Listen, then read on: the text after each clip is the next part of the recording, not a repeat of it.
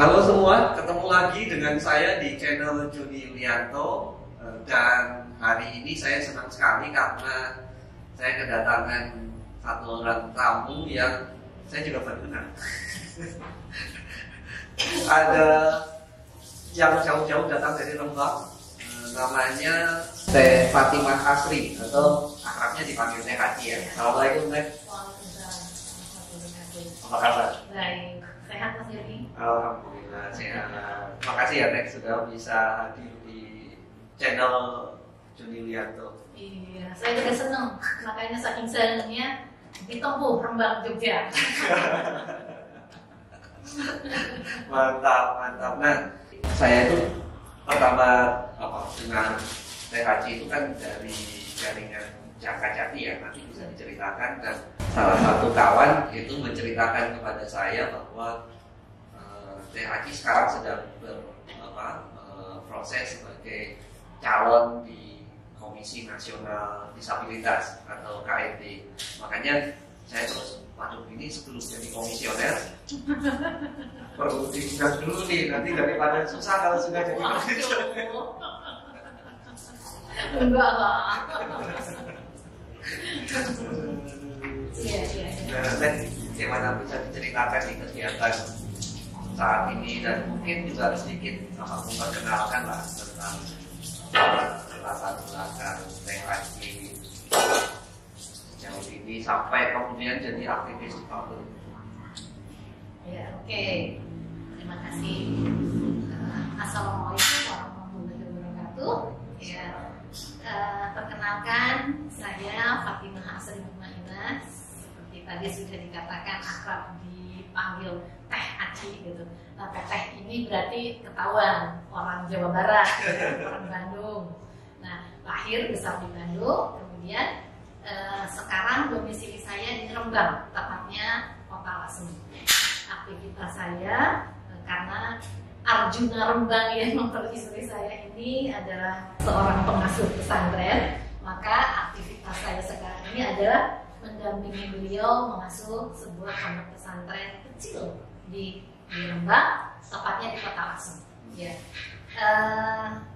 Kegiatan saya ya tidak jauh dari seputar isu difabel ya tentunya, kemudian perempuan, anak, selain itu juga pluralisme. Maka organisasi yang saya geluti sekarang juga itu mulai dari pakaian ya, karena memang saya lahir besar di NU dan ini pun sekarang juga saya berada di keluarga besar NU, maka saya ya adanya di organisasi jaringan perempuan NU.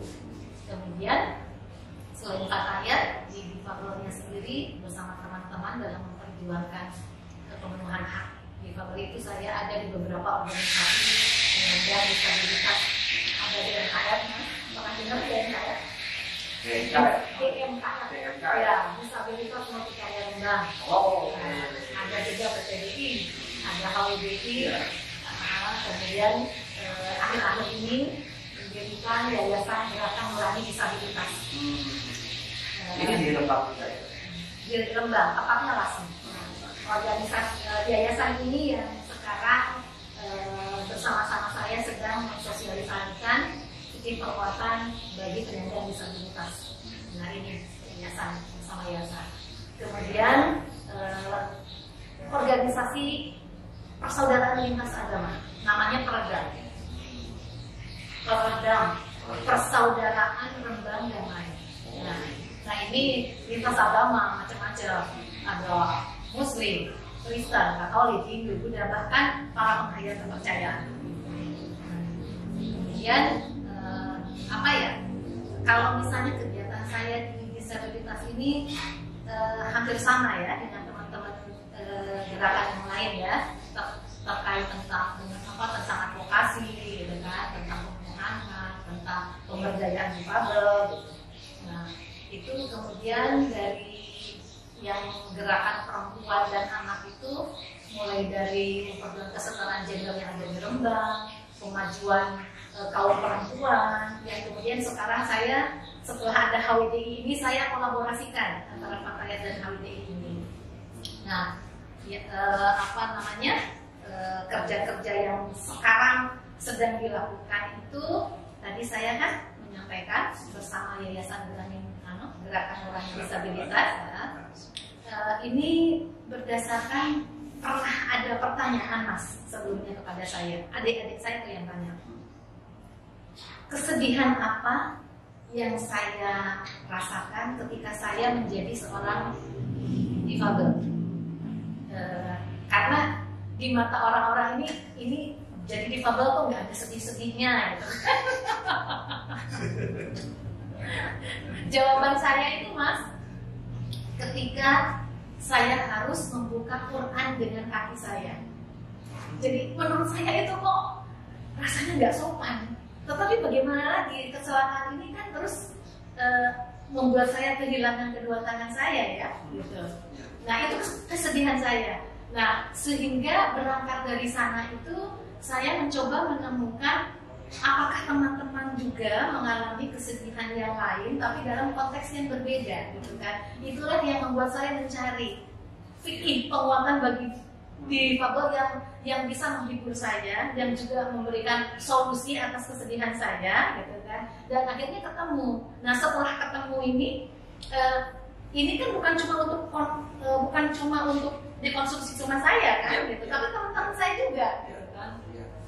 Nah ini kemudian fikih disabilitas yang memang sudah disusun sekitar 3 tahun yang lalu, akhirnya saya mencoba mensosialisasikannya kepada saudara-saudara difabel se-Nusantara. Caranya bagaimana? Saya mikir sebuah media yang memang sedang viral-viralnya dan mudah diterima gitu. Kira-kira apa Mas? Kira-kira apa? Gus Baha Mas. Ya, jadi saya minta bantuan Gus Baha dan kiai-kiai muda yang ada di Rembang ya untuk membantu mensosialisasikan ini dalam sebuah kegiatan ngaji disabilitas gitu. Nah sudah berjalan dan insya Allah akan lama ya, karena ini kan menyangkut banyak tentang muamalah, tentang bersuci, tentang apa-apa.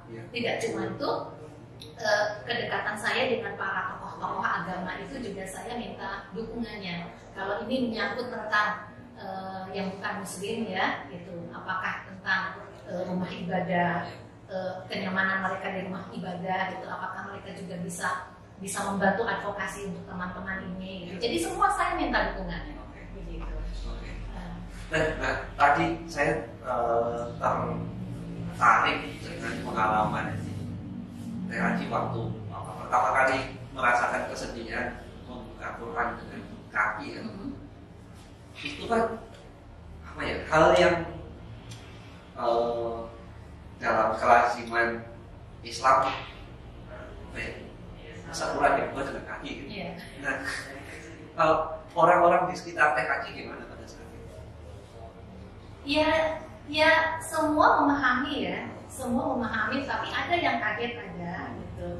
Tetapi ya sudah, karena memang tangan diambil, maka posisi tangan ini digantikan oleh kaki. Seperti halnya misalnya saya bisa makan dengan kaki, saya bisa menulis dengan kaki. Yang penting itu substansinya bahwa tidak ada niat untuk tidak menghormati Quran. Itu yang digarisbawahi ya. Gitu. Niatnya adalah deres gitu.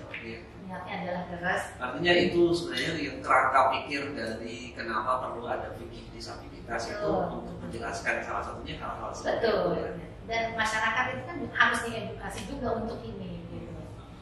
Jadi fikih penguatan disabilitas itu bukan hanya harus diketahui oleh penyandang disabilitas, termasuk oleh non disabilitas juga. Begitu. Tapi menurut Teh Haji, mudah nggak sih itu diterima di kalangan ulama, kemudian di kalangan teman-teman baik yang difabel maupun yang tidak difabel ya? Itulah kenapa perlu bantuan ulama yang mumpuni, yang hebat untuk bisa meyakinkan ini juga kepada masyarakat. Mumpuni dan progresif gitu ya. Jadi, ternyata bisa, jelas, hadisnya jelas kok dalilnya begitu, seperti itu. Ya nanti bisa diikuti lah ngajinya Mas. Iya. Tadi baru nonton sekilas tadi, belum selesai. Ya. Ini pengen sedikit mundur ke belakang Teh. Tadi banyak bercerita tentang aktivitas THC yang di luar isu dinamo yang saya rasa ini sangat menarik ya. Bergiat di isu pluralisme, kemudian gender, kemudian perempuan dan seterusnya. Yang membuat THC kemudian aktif di isu dinamo itu apa kira-kira? Apakah karena kecelakaan itu dan kemudian menjadi dinamo atau ada hal lain yang kemudian jadi semacam pilihan, oh ya saya harus menjadikan ini juga sebagai dunia perjuangan saya. Begini Mas, kan ini tentang perempuan ya, Iya. kalau kita bicara ya. Nah bahwa perempuan sendiri kan mengalami stigma ya, gitu. Nah perempuan difabel ya sudah perempuan difabel pula itu kan stigmanya berlapis kan. Jadi konsen saya pertama itu adalah memang memikirkan perempuan difabel. Tetapi karena ketika sudah terjun di bidang itu ya semua difabel saya pikirkan karena itu kan saling terkait ya hidup kita. Nah ini kemudian saya juga berpikir bahwa perlu ada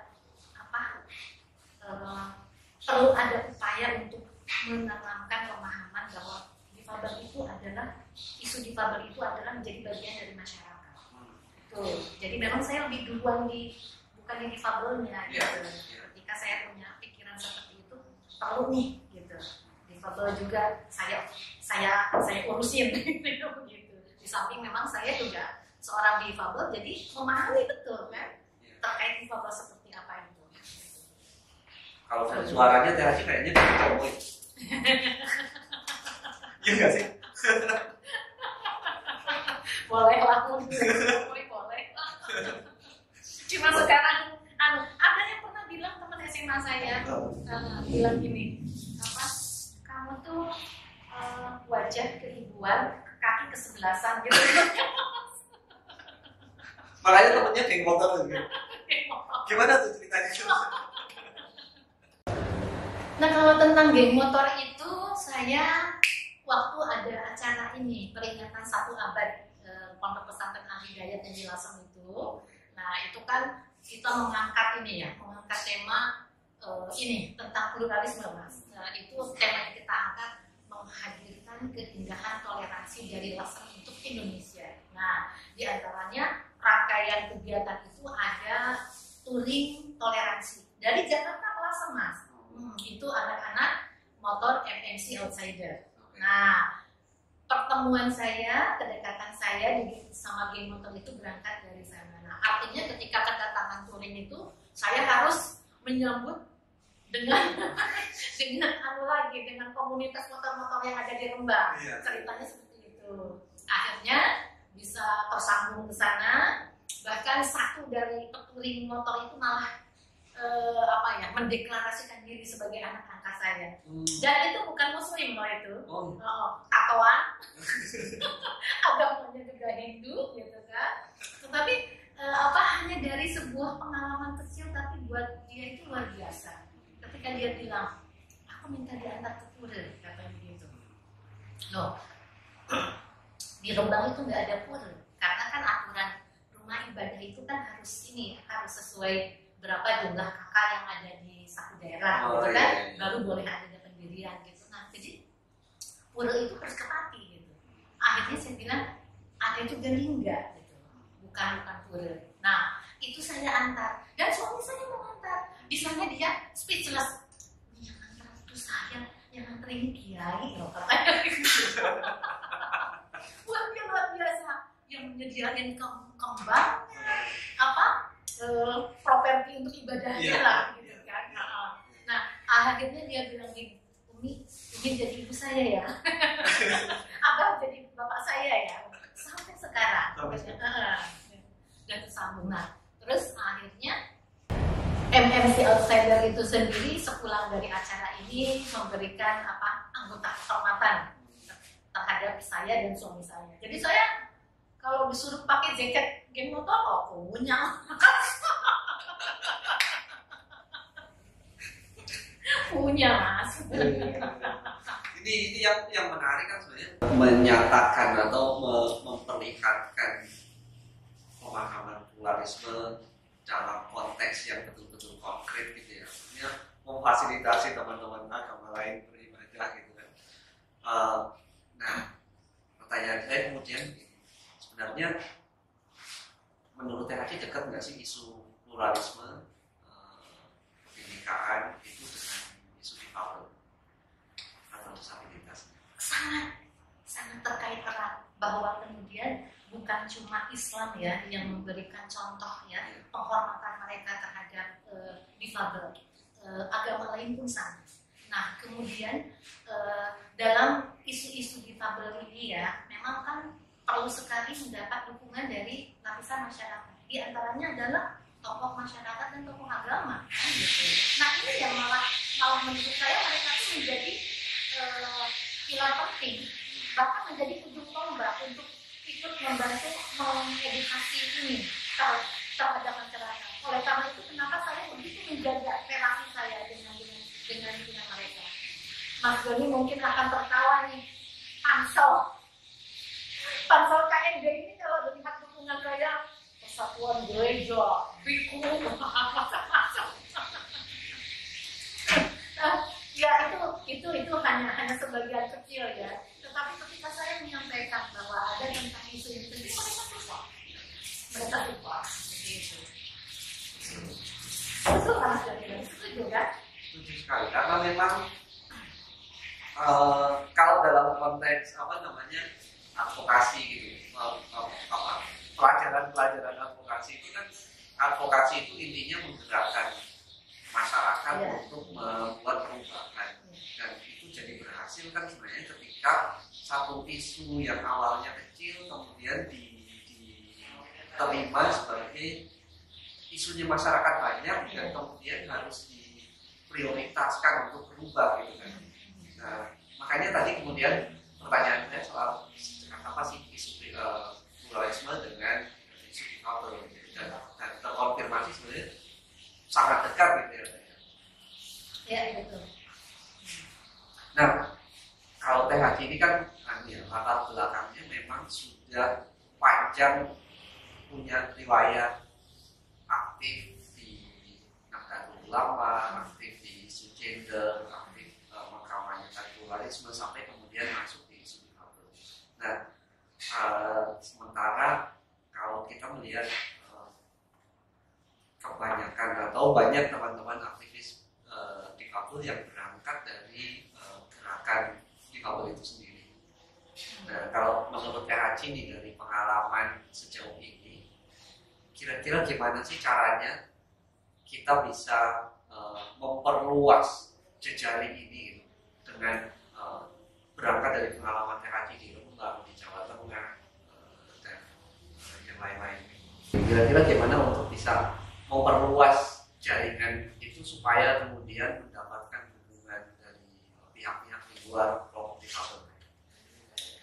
Begini ya, saya kira kan teman-teman difabel itu sudah menghadapi persoalan tentang stigma mereka ya. Dimana kan sebenarnya kondisi saat ini isu tentang mereka itu kan memang belum jadi bagian dari masyarakat. Maka kan penting sekali yang barusan sama Mas Joni disampaikan itu, perlu berjejaring dan mendapat dukungan masyarakat. Nah, tetapi saya kira caranya itu teman-teman sendiri ini mereka harus membuktikan bahwa stigma itu salah, seperti itu. Stigma itu tidak benar. Kemudian, tetapi masalahnya bagaimana cara mereka membuktikan stigma itu tidak benar, kan mereka harus diberi ruang, harus diberi kesempatan. Jadi ini yang kemudian tugas kita ataupun tugas siapapun untuk memberitahu masyarakat luar gitu, kasih mereka kesempatan, dan bukan dikasih money loh itu, diberi kesempatan. ketika mereka diberi ruang, itu banyak sekali yang bisa membuktikan bahwa mereka tuh bukan tidak mampu loh, malah lebih mampu loh gitu. Karena apa? Dalam keadaan tidak dengan segala keterbatasan, mereka kan bisa melakukan yang seperti manusia pada umumnya. Saya kira kan malah super mampu kan, gitu. Seperti itu. Kalau menurut saya, dan ini saya selalu katakan kepada teman-teman, jangan hanya meminta mereka masyarakat untuk yang mengerti kita, tetapi kita pun memang harus membuktikan. Nah ini yang selalu saya dorong dengan teman-teman. Ini kan memang saya alami mas, gitu kan. Artinya nggak bisa nunggu pemahamannya berubah dulu kan ya? Baranglah, jadi ini pemahaman berubah itu kan setelah mereka lihat bukti mas. Ya. Tanpa lihat bukti, nah, Ya.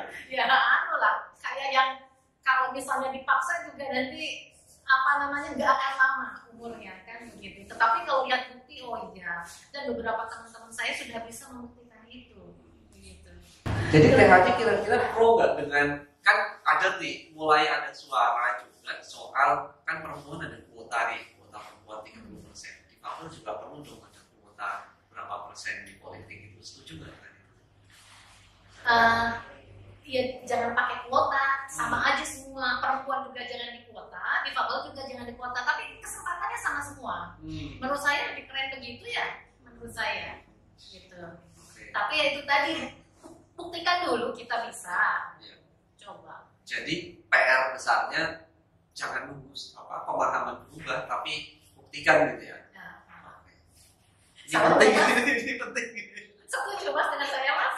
Saya setuju.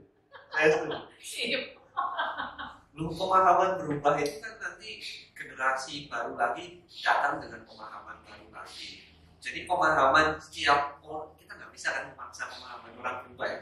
Iya betul.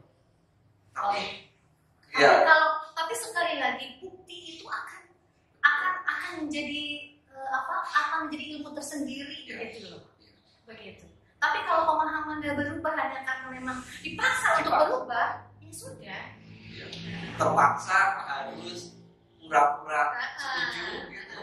Kamu orangnya mati, orang baru tentu mau juga. Gitu kan. Tetapi kalau sudah jadi ilmu, wah abadi itu mas, ya kan. Oh ternyata, wah itu kan bisa. Ini menarik. Nah ini yang kita perjuangkan mas. Gitu. Artinya memang harus terus menerus, dan tadi kuncinya saya kira bukti tadi. Iya. Dan akhirnya semua kegiatan yang kita rancang dan kita lakukan ini adalah dalam rangka pembuktian diri kita. Nah teh balik ke ini, tadi sebetulnya sempat disinggung di awal soal aktivitas THC di isu perempuan, kemudian akhirnya difabel, dan THC sempat menyinggung soal perempuan difabel itu bentuk diskriminasinya lebih dari perempuan pada umumnya.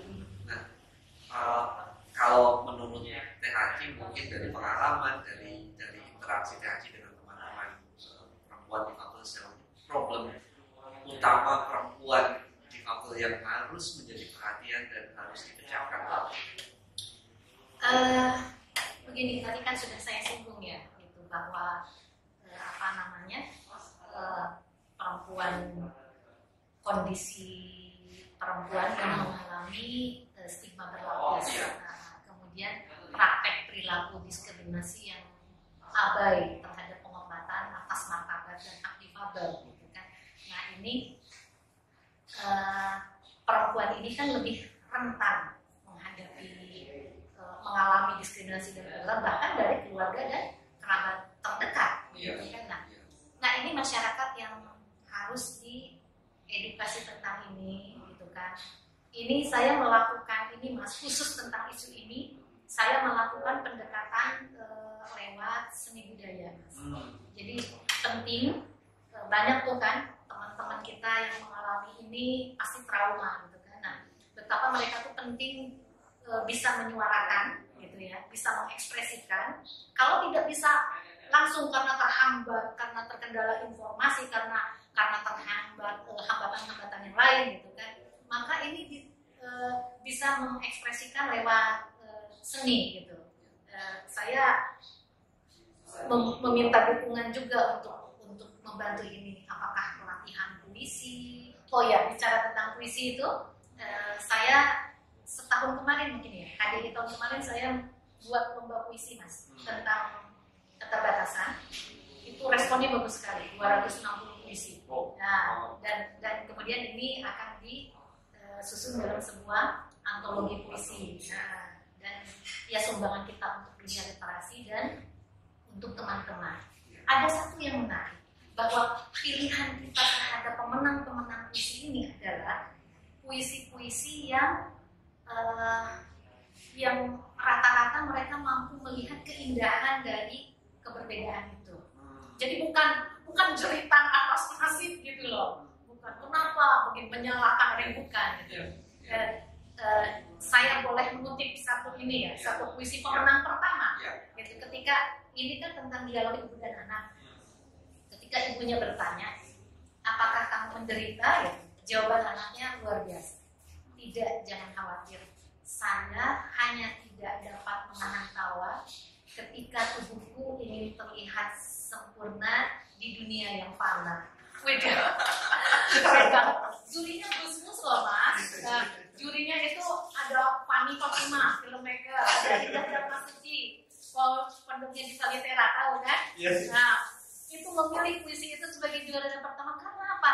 Ketika seseorang yang sudah menertawakan dirinya itu sudah selesai dengan dirinya sendiri ya. Nah, ini yang harus menjadi kekuatan di fabel gitu loh. Udah itu guyunan tawa kok gitu kan. Jadi memang dan puisi lain yang mengatakan bahwa sebenarnya kesempurnaan tentang hidup kita gitu loh. Iya kan, ajaran Tuhan aja mengatakan aku telah menciptakan manusia dalam bentuk yang sempurna gitu kan, dalam bentuk yang sebaik-baiknya.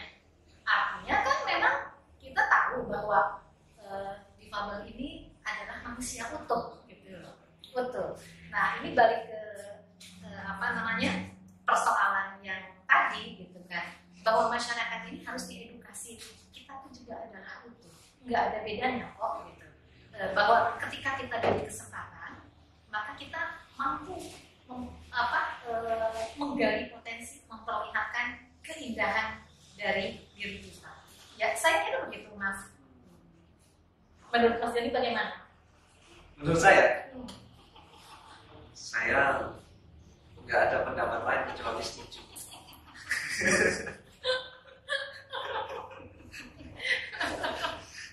Tapi setelah ini saya yang tanya-tanya Mas Joni.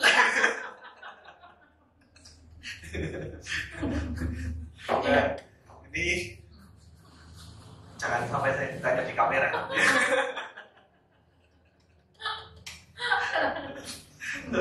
Baik deh. Nah, sekarang kan sedang berproses di Komisi Nasional Disabilitas nih. Dan saya kira kalau saya melihat, saya nggak bisa melihat. Kalau saya baca yang 169 orang yang sekarang ini sedang berproses untuk seleksi selanjutnya, belum ada informasi ya kapan ya? Hanya Tuhan dan panitia yang tahu. Nah, itu kan sedikit yang perempuan. Oh iya, betul. Ya kan? Dominasi laki-laki. Nah, dan THC salah satu yang lolos untuk ikut di proses berikutnya. Sebenarnya keterpanggilannya apa sih? Kenapa tertarik untuk ikut seleksi Komisi Nasional? Bukannya asik berkegiatan di kayaknya semua kegiatan THC itu kan mengasihkan semua. Begini Mas Joni, jadi saya melihat KND ini secerca harapan Mas Joni. Nah, jadi termasuk bahwa kemudian ini akan memperbaiki hidup kita ya di difabel, termasuk perempuan di difabel yang memang sudah kita perjuangkan sejak lama gitu. Nah, saya harapkan KND ini dalam tupoksinya memang benar-benar bisa bisa memastikan implementasi dari amanat Undang-Undang Nomor 8 Tahun 2016 sampai ke level bawah. Jadi memang bukan cuma harapan saya ya, harapan dari semua, walaupun apa Mas yang masih belum clear ya, belum dirasakan ideal gitu.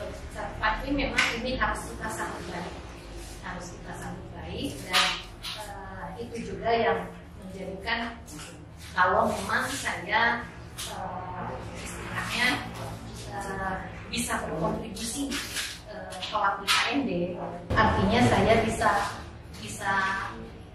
langsung.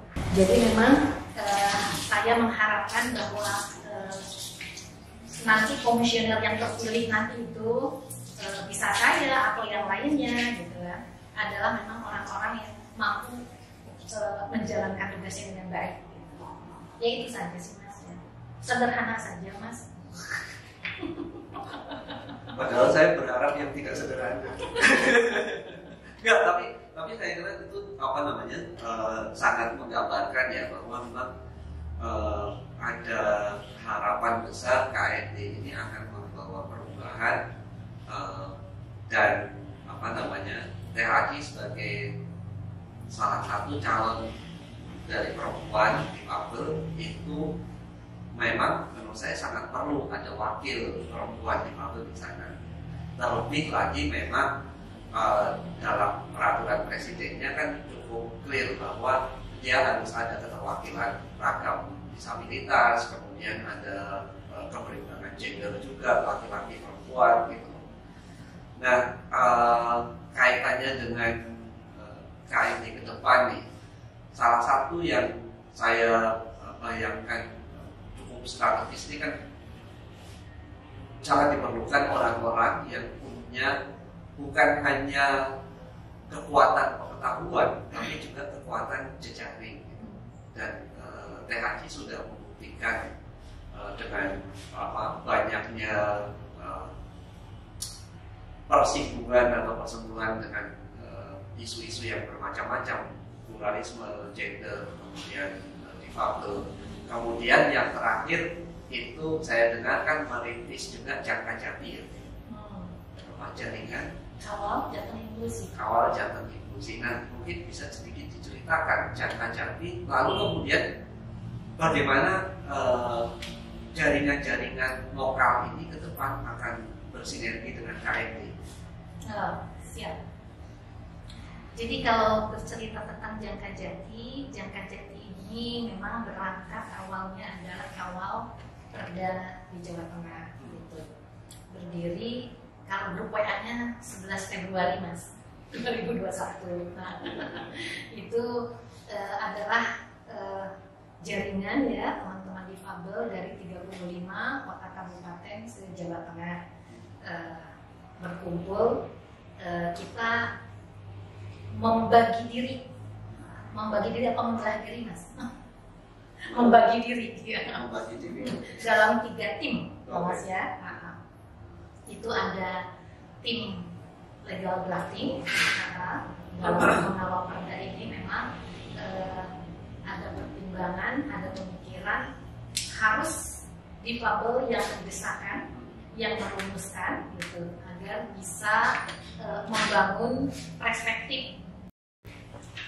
Yang pertama tim legal drafting ya, ini dalam mengawal perda ini kita pemikiran bahwa harus yang merumuskan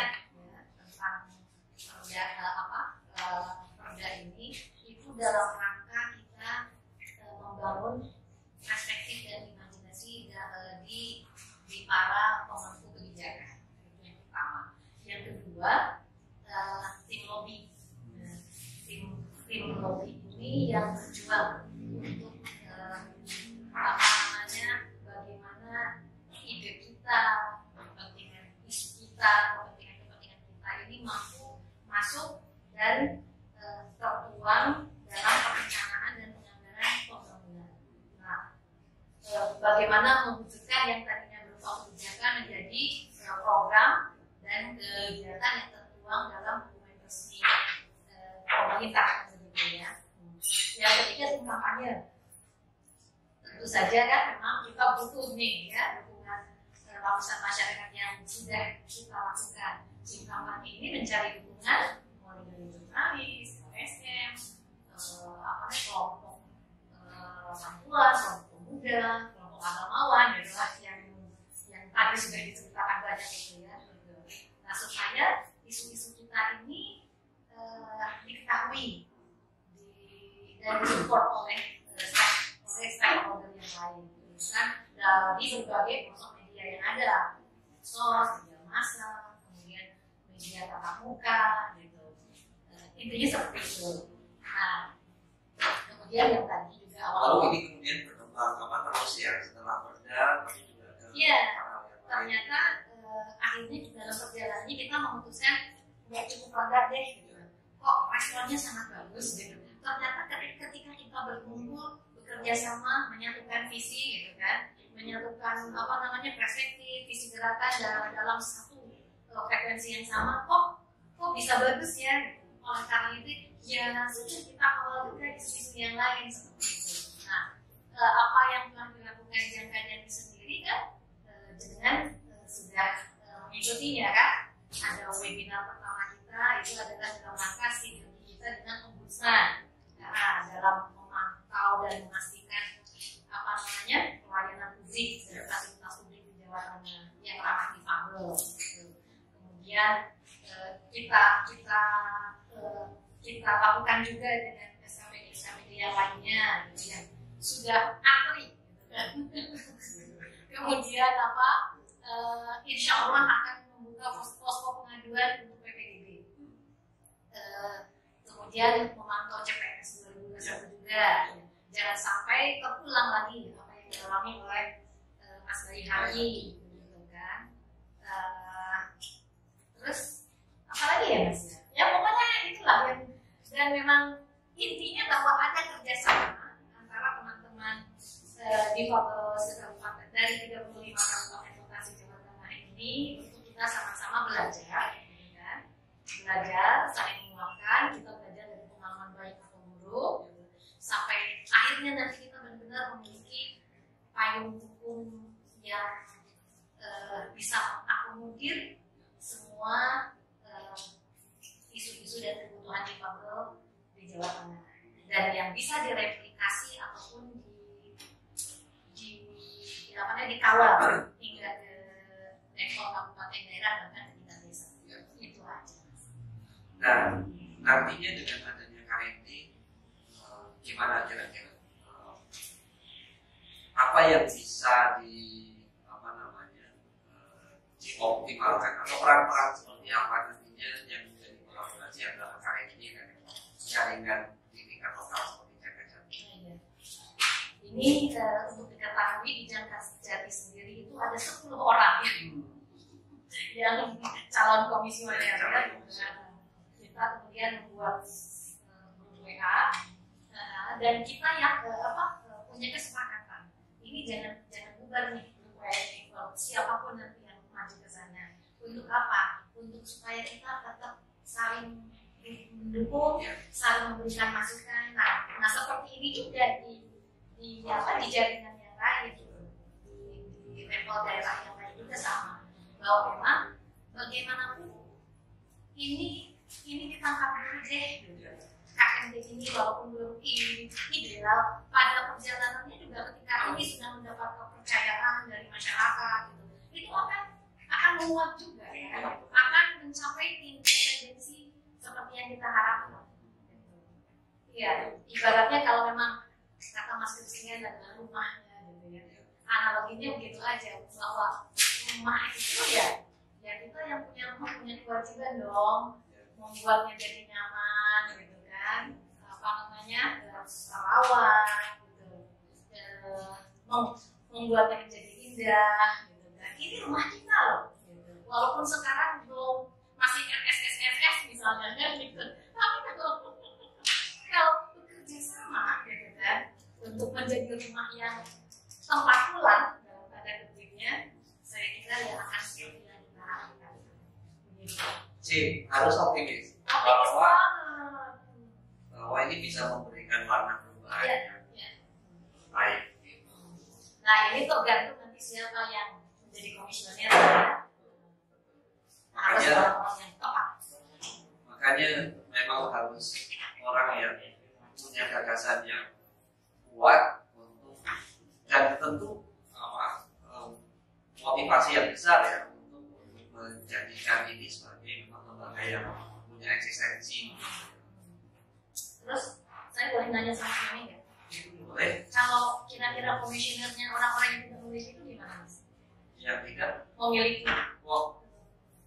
Bukan yang tepat lah. Terus gimana mas? Ya saya rasa gini. Wah. Bukan seluruhnya tempat gedungnya. Salah saya mengizinkan untuk bertanya. Ya, tapi saya justru apa yang sudah dirintis oleh teman-teman dengan katakanlah di Jawa Tengah ada Jati, kemudian teman-teman yang di berbagai daerah memiliki formasi itu formasi disabilitas itu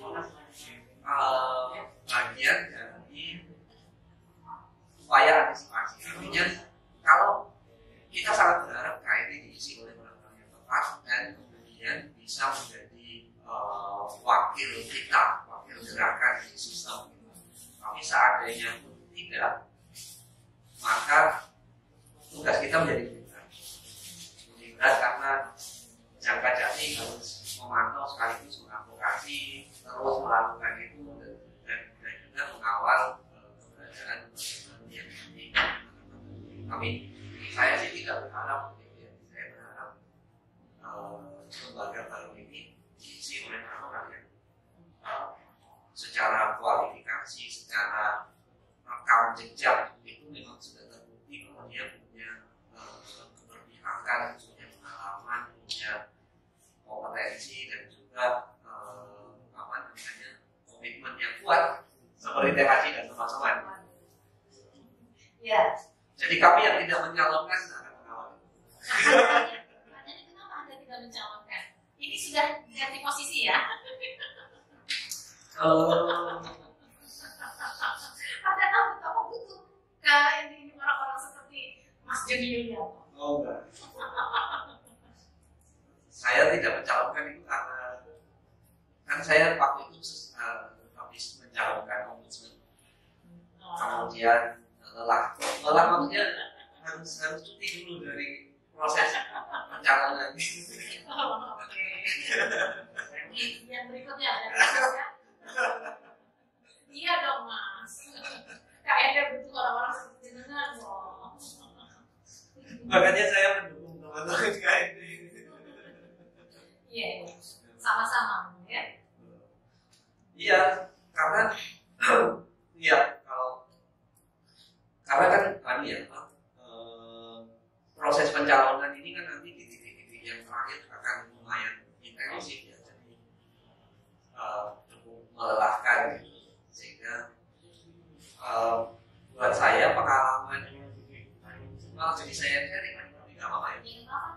Buat saya pengalaman saya sangat berharga ketika berproses di ombudsman adalah memang begini, satu, saya kemudian menjadi kenal dengan teman-teman yang ikut berproses karena saya alhamdulillah sampai di 18 besar, jadi nggak terlalu malu-maluin. Artinya kalau sudah melewati proses uji kompetensi, integritas dan seterusnya, saya bisa bilang bahwa saya dikabul, tapi saya kualifikasinya sama dengan teman-teman yang 9 yang terpilih. Bukti ya. Iya, cuman DPR lebih suka mereka gitu. Tapi bahkan sampai ketika pengumuman kami masih punya grup WA dan saya katakan kepada teman-teman yang terpilih selamat untuk teman-teman yang terpilih, saya akan mendukung kinerja ombudsman dan menitipkan isu difabel untuk menjadi bagian dari prioritas kerja teman-teman di pengawalan pelayanan publik. Itu konkret saya sampaikan dan bahkan makalah saya yang saya presentasikan ke Pansel, yang saya presentasikan ke DPR itu saya sampaikan kepada mereka dan sampai sekarang masih ke hukum gitu ya komunikasinya. Jadi proses itu sangat berharga untuk membangun jejaring dengan mereka yang sekarang ada di sana gitu.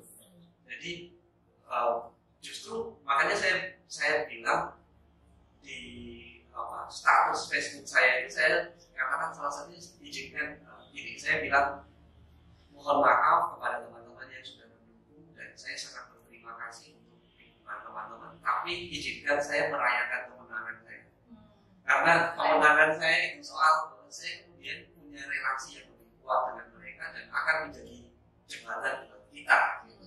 Kira-kira begitu. Dan itu nanti akan yang saya alami juga. Saya berharap ceritanya tidak seperti itu. Karena teman-teman gini, teman-teman yang berproses di KMD harus bersiap untuk ada di sana. Jadi jangan bersiap untuk tidak sampai di sana, tapi bersiap untuk sampai di sana. Harus begitu karena ya itu juga yang saya pelajari ya. Jadi proses ini harus dibicarakan dengan serius karena ngapain kita berusaha mendaftar tapi kemudian kita nggak berproyeksi untuk di sana. Proyeksinya harus sampai di sana dan bahkan sudah harus menyiapkan rencana-rencana apa yang nanti akan saya lakukan ketika sampai di sana. Makanya pertanyaan saya selanjutnya ke terapi adalah apa sih sebenarnya yang kira-kira menjadi prioritas KMD dalam periode pertama ini? Mungkin kalau ada 3 yang menjadi prioritas itu kira-kira apa yang harus diselesaikan? Begini. Saya ambil lagi.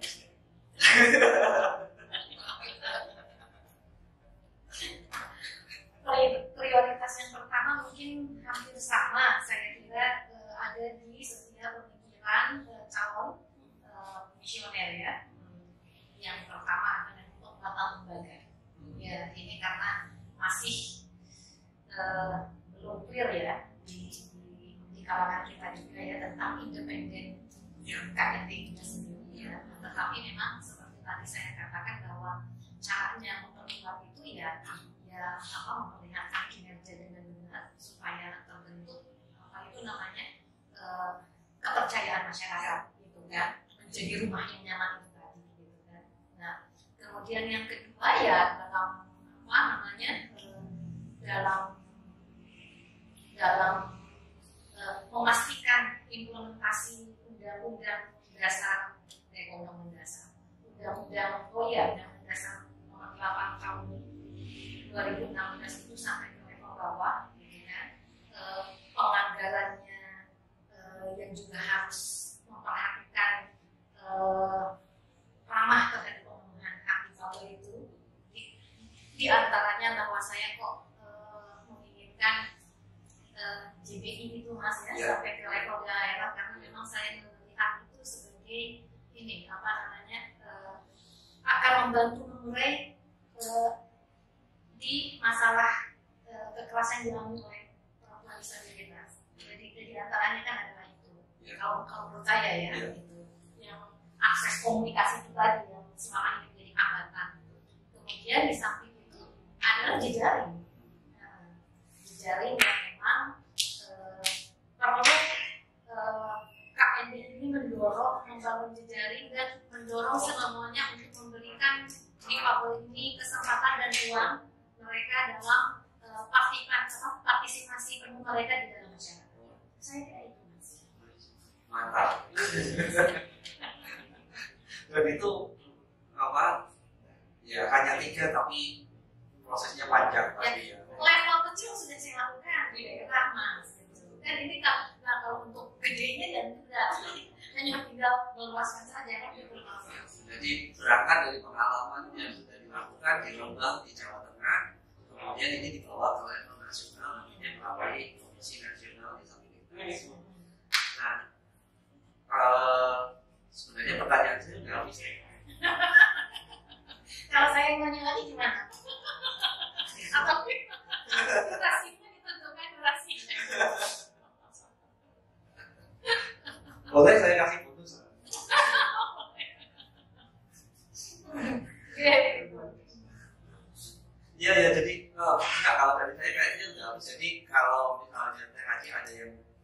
disampaikan di akhir, apa kira-kira yang ingin disampaikan supaya teman-teman yang nonton ini bisa mendapatkan sesuatu gitu. Nah, closing statement ini ya. Ya.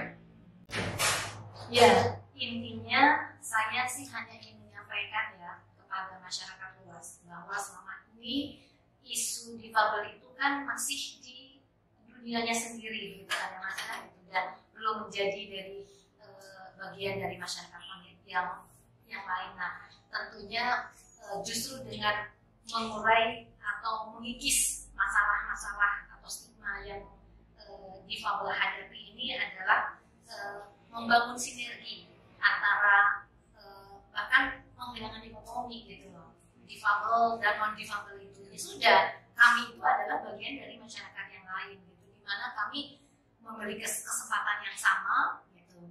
Juga ketika kami berpartisipasi penuh bisa membuktikan bahwa difabel itu sama seperti yang lain gitu, maka ini yang bisa membantu malah meringankan tugas pemerintah dalam kaitannya permasalahan-permasalahan terkait isu difabel ini. Jadi tolong difabel ini diberi ruang untuk membuktikan bagaimana indahnya kemampuan yang berbeda. Oke, terima kasih Teh Aci. Saya kira itu closing statement yang sangat kuat bahwa memang perjuangan difabel perlu menjadi perjuangan yang lebih luas. Artinya inklusi itu bukan hanya milik difabel, tapi inklusi adalah milik semua.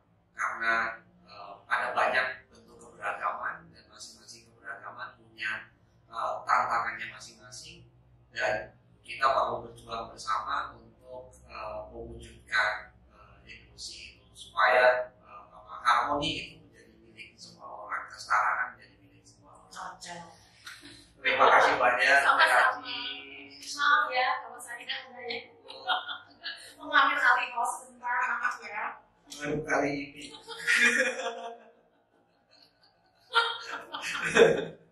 Dan baik teman-teman, terima kasih banyak sudah mengikuti perbincangan kita. Semoga ada manfaatnya, dan silakan untuk yang baru berkunjung untuk subscribe, like, komen, sampaikan masukan teman-teman. Untuk THC semoga proses selanjutnya berjalan lancar dan bisa menjadi salah satu wakil difabel dan terutama menjadi wakil kepentingan perempuan difabel di Komisi Nasional Disabilitas. Baik, terima kasih banyak semuanya, dan sampai ketemu di episode berikutnya. Salam inklusi.